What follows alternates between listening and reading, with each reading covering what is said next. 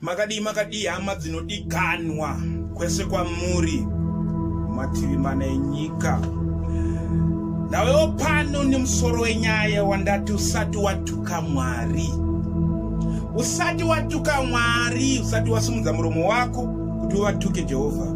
Nekuda kwezvinhu zvauri kusangana nazo, nezvimhinga mpinyi zvauri kusangana nazo semunhu. Usati wawatuka Jehovha, ndoda kuti uzibvunze mubvunzo. Kuti zvandasangana nazvo izvi kuda kwenyu here Jehovha kana kuti kuda kwemabasa angu. Ndoda kuti tiverenge vhesi inotaurwa pana Job chapter 2 verse 9. Mukadzi waJob anosvika pana Job omuti, do you still maintain your integrity?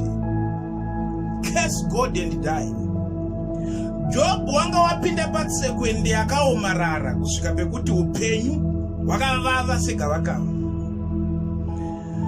Wamuvanira upenyu mukadzi ndokuona kuti taakunyadziswa pano. Zviri nani murume uyu dai angofa.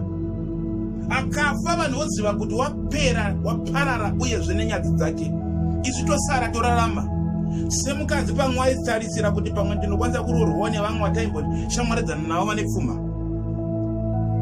Asi chinondinakidza chinondifadza ndechekuti Job wakaramba kutuka Mwari.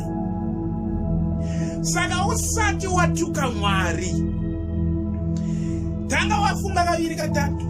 Nekuti zvanoda kutaura pano zvinokwanisa kukuremera, zvinokwanisa kukufadza, zvinokwanisa kukuvhura njere dzako, kuti uone kuti Mwari haasi munhu. Mwari ndiMwari nekusingapere. Vanokuda usina mari, vanokuda wane mari. Vanokuda usina zvinobatika, wozokuda wongokuda kuti zvakare uine zvinobatika. Vanokuda usina mbereko, vanokuda uine mhuri yauri kurera. Vanokuda uri murwere, vanokuda zvakare uri mutano, ende vanokuda zvakafanana. Saka tinoda kuti tiverenge bhuku yaEcclesiastic chapter 9 verse 11. Ndaiverenga ndoda kuti nditsanangudze kanyaya kadiki andichakurumbidza kutsanangudza. Ecclesiastic chapter 9 inoti iyo, I realized another thing, that in this world fast runners do not always win. The race and the brave. Ecclesiastic chapter 9 verse 11. I realize another thing, that in this world fast runners do not always win the race, and the brave do not always win the battle. The wise do not always earn a living. Intelligent people do not always get rich, and capable people do not always rise to high position. But time and chance happen to us all. Zvingangodai zvichiviringidzika mukurarama, asi Jehovha vakatendeka kuti mukana nenguva vanopa mwana wavo vese ari pasi pezuva. Numbers 23 verse 19 inotitaurira isusu kuti God is not a man that he should lie, neither is he a son of man that he should repent. Zvikutaurira kuti zvavataura mushoko ravo kuti mukana nenguva unoitika kune munhu wese. Usati watuka Mwari, mukana hauna kuuya here kwauri. Mukana wakatadza kuona, mukana wakatadza kuushandisa. Nekuti tine vakawana mukana vakamisuse, vakatambisa mikana iyi. Asiko zvino matama azere nemisodzi zvingaome. Nekuti pawakauya mukana uyu hauna kuutambira semukana, wakangoti pamwe kufambawo kwenguva. Dambudziko rine pfungwa dzemunhu ndeyekuti definition inonzi opportunity mupfungwa dzemunhu mutema ndeyekuti anodai kuona zimba rakazara mari, ogoona mota inenge ichidonha kuzezeza kuti vanhu ichipfuura so vanodonha rute. Aona izvozvo zvauya kwaari ndo zvinhu zvaanotambira achiti ndaona mukana iko zvino. Asi asingazive kuti paanochemera kana basa Mwari anokwanisa kumupa idea chaiyo. Tunokwanisa kutengesa mabanana opedzera nemasupamaket. God works with the principle principle of a seed. Haukwanisi kuda kudya mafruits usina kuona kuti mbeu yapinda papi. The fruit mentality inofanira kusiya mwana weAfrica. Mwana weAfrica gona kutambira the seed mentality. Kuti chino chese chinodyarwa chogoshandwa ozogowa. Iyo nyaya yekuti vanhu vanoda kungodya nekufema nekungoda kungokohwa pasina kurima. Ndo nyaya yaita kuti vanhu varombe zvikwambo zvakupedza dzinza. The fruit mentality, not the seed mentality. If you respect the principle of a seed, that it has to go into the ground and it has to die, and when it dies it will germinate, and when it is well pruned and well groomed it will become a tree. Kana wala muti uchabereka zvibereko, wabereka zvibereko usazviitike mukorono. You enjoy the fruits but not in the now, but it's always in the future. Tinana sisi vakavhairira anabhudhi vakauya vachida kuvarora. Anabhudhi vachiti vakasvika vaivatarisa kubva kunhova kusvika pasi petsoka. Vakasindimara kumeso kuita semunhu wanhuhwa. Bhudhi watosumudza bhutsu ofunga kuti pamwe watsika tsvina yemunhu kuti munhu wandisemei kudai. Asi nyamba iri nyaya yekuti paari kutarisa haasi kuona motikari nemari dzakazara pauri. Ari kuonawo munhu ari kutokwekwerekawo nenhamo ari kuzvitamburirawo akati kwete hatirorwe netaipi yakadai. Pane pamwe pekuti ukamhoresa munhu unonzwa mhoro yacho yanodayira bheki unotonzwa kuti ndeyekuti ine hansa mukati yekuti usade kutambotambisa nguva pano ibva pfuura pano. Asi mukufamba kwenguva makore ofamba ozoona semubhudhi iwawo wawakasema. Eko zvino mota dziya vaanadzo, dzimba dziya vaanadzo, mari dziya vaanadzo. Otenga kuti dai usati watuka Mwari mukana una kuya here wekuti uroreke. Wakaushora wakautarisira pasi nekuti chawaida kuona ma-resources. The moment you marry resources and not marry potential in the man, wafanana nemunhu afarira bhutsi yekumaChina inopenya penya. Bhutsi yekumaChina inopenya zvokuti ukaitenga even iri size diki inokunakidza. Asi musi waunoipfeka zvinofamba futi. Asi handeba kunofamba 2-3 steps yotanga kupisa kushinya. Ndozvakaita vamwe wekuti vakatiza vanhu vaivada vakanororwa nevanhu vane pfuma vane mari. Asiko zvino vari kuchema zvisingabvire nekuti vakapfeka bhutsi yekumaChina yaipenyerera asi havana kuziva kuti saizi yandikwanewo. Hezvo yopisa. Pamuri kunamata muchipopotera denga.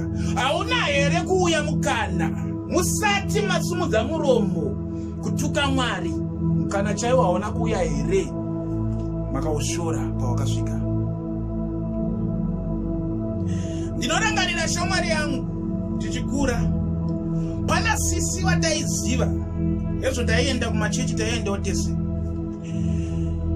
Waiti wakada kuzama kungomhoresawo kwete kuti wavada kana kuti chikungoti umhoresewo. Waikutarisa kubva kunhova kusvika kutsoka.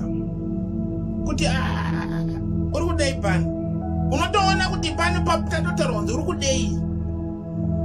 Kusvika vanhu vakuziva kuti kana waida kutaura nasisingana ava siyanai navo, hatisi vezera ravo.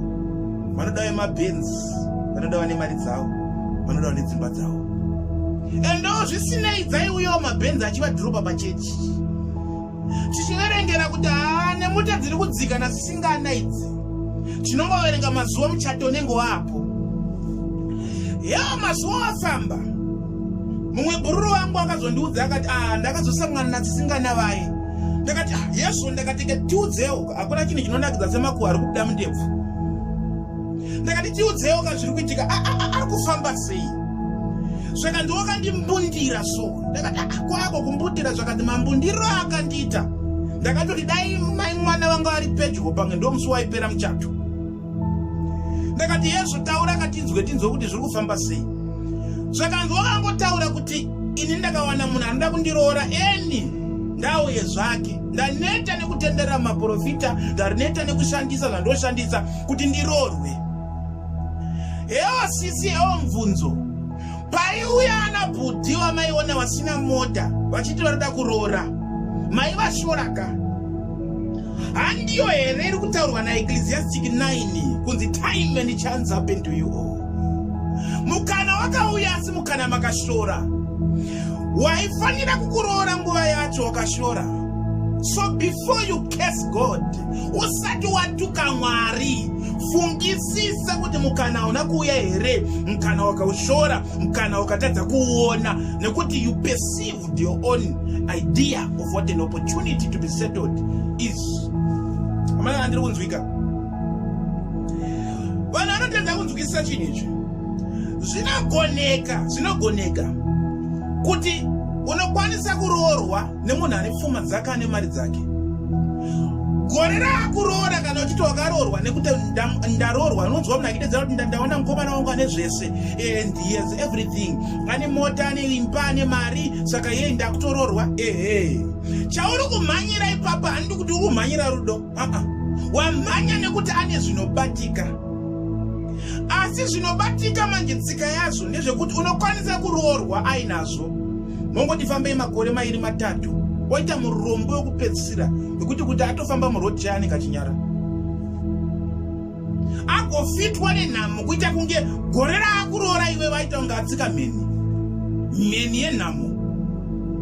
Saka kana zvichikwanisika kudaro, zvinogotadza nei kuti unokwanisa kuwana kuti mukomana asina chaainacho chinobatika atichiona kuti munhu ane focus.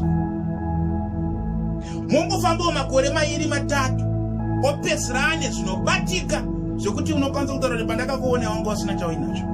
Kana zvichikwanisika kudaro, then opportunities have come along many people's ways to be settled in marriage, and they neglected the opportunity. Tinana mukoma vekuti vanenge vaine madegree ekuti havatoisa ese paCV, vaipuhwa mabasa nemakambani madiki ekuti vaisvika vakashanda ipapo. Kunyange asiri manager anenge aida kutonga nekuti ndaakadzidza. Akangoti shande unonzwa kuti no, I'm overqualified for this job, overabva ipapo. Wabva ipapo, obvapo oenda kusvika palevel yekuti iko zvino bhutsi yapenda kudai kuita kunge arikufamba mutara dzine reza, nekutenderera mumaindastry nekutsvaga mabasa nemaCV nekudzidza kwake. Usati watuka Mwari kuti Mwari havasi kukupa basa, havana here kukupa mukana yawaishora. Nekuti mukana inouya, mukana inopuhwa munhu wese. Time and chance happen to us all. Ecclesiastic chapter 9 verse 11. Painouya panoda munhu ane zarukuro redenga kuti akwanise kuona kuti uyu mukana wangu uyu. Zvinokwanisika kuti unokwanisa kupuhwa idea chaiyo kutengesa mazai agopedzera amasupermarket. Panouya mukana, chema kuti Mwari, mukana uyu ndewangu here uyu. Kana vati ndiwo, kunyange pameso uchishoresa, shanda nawo nekuti Jehovha ndo vane plani, vane blueprint yeupenyu hwako. So usati wavatuka Jehovha, haina here kuuya mukana yekuti makambodzibata mari dzinoyera. Mari dzekuti dzaikwanisa kutenga dzimota, dzaikwanisa kutenga dzimba.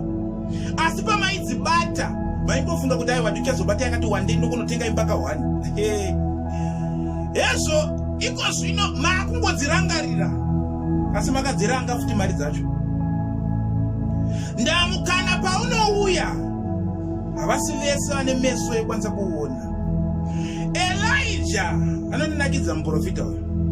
Wapedzerana nemaprofita aBhaari, anoudza Ahabhu kuti shamwarika, pinda mucharioti, ukwenye charioti zvavasati wakamboita, umhanye kumba. Mvura yakuya. Mvura yanga aine 3.5 years isinganayi. Ende kudenga kunge kwakachena kusina kana gore rekuratidza kuti kuri kuya mvura. Zvinonzi wakazoenda ndokunonamata 7 times achituma muranda wake kuti enda kunotaridza kuti mvura yakuya. Kusvika muranda ati ndakuona kagore kanenge chanza. Look at how small the opportunity was for rain. But Elijah knew that the rain was coming because of that opportunity. Pane vakaona ma-opportunity ekuroorwa, vakamaona sekagore kanenge chanza reruoko rwemunhu, vakati apa bude mvura apa. Kune vakaona maidea ekutanga makampani, vakaona sekachanza kemunhu, vakati kagore akanaise mvura aka, vakasiya. tine akapuwa mabasa makambani madiki achatanga vakati akagore kaita kadika aka akanaye mvura aka chanza chaita chidiki ichi asi heko zvino amakore mvura yonaya sausisimo. Inoti unamatire uchenjeri kuti Mwari panouya mukana yese yandakapotsa kana yodzokorodza Mwari handifanire kuipotsa zvakare. James chapter 4 verse 10 inoti humble yourself before the Lord and he will exalt you. Ukafamba muremu yepride, you will always ignore opportunities that are God given. But if you humble yourself, kunyange akapuwa chikorobo